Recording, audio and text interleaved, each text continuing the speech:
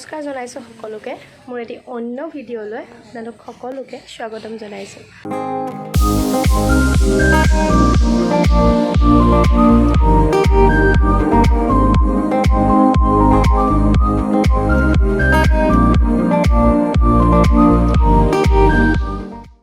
বহুত দিনৰ মূৰত মই স্কুটিৰ পিছফালে বহিছোঁ আৰু আমি গৈছোঁ হাজোৰ কেদাৰনাথ।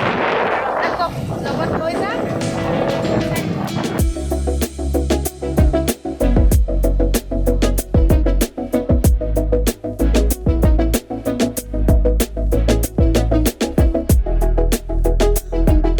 কামৰূপ জিলাৰ ব্ৰহ্মপুত্ৰ নদীৰ পাৰত অৱস্থিত এখন ঠাই হাজো।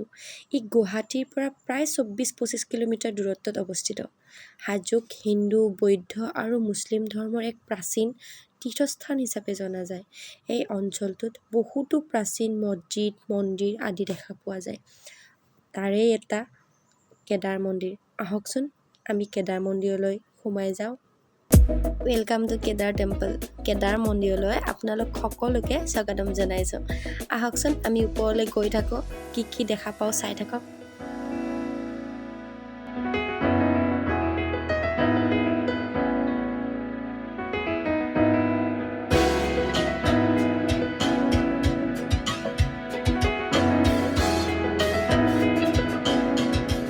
চিৰিকেইটাত উঠাৰ আগত জোতা চেণ্ডেল খুলি ল'ব। ইয়াত জোতা চেণ্ডেল পিন্ধি খোজ কাঢ়িবলৈ নাপায়, লিখাও আছে বাৰু।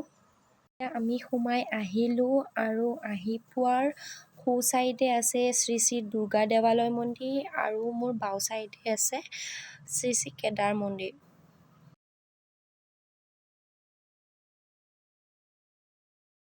কেদাৰ মন্দিৰৰ বাহিৰৰ খণ্ডটো, ভিতৰত আমি সোমোৱা নাই, এইটো বাহিৰৰ ভিউ।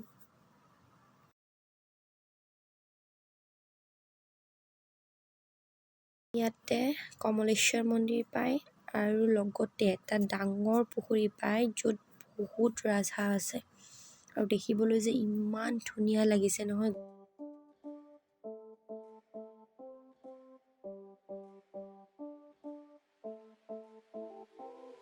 আৰু কমলেশ্বৰ মন্দিৰৰ পিছফালেদি গৈ এটা সৰু ৰাস্তা আছে, তলত নামি যাব লাগে, তাত গণেশ মন্দিৰটো আছে। মই আগতে গৈছোঁ বাবে এইবাৰ নগ'লোঁ। এইটো ৰাস্তাইদি তলত গৈ গণেশ মন্দিৰত চাকি ধূপ ধূনা জ্বলাব পাৰি।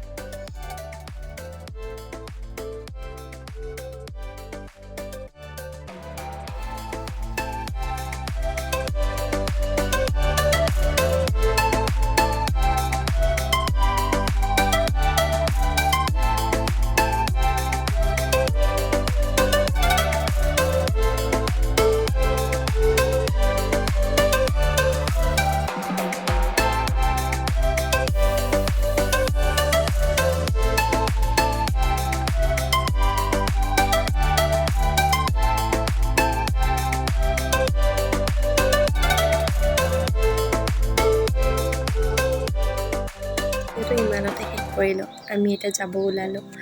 যদি ভিডিঅ'টো চাই ভাল লাগিলে তেন্তে প্লিজ লাইক কৰিবা, কমেণ্ট কৰিবা আৰু আপুনি যদি মোৰ চেনেলৰ নতুন ভিউৱাৰ্ছ হয় তেন্তে প্লিজ চেনেলটো ছাবস্ক্ৰাইব কৰি যাব।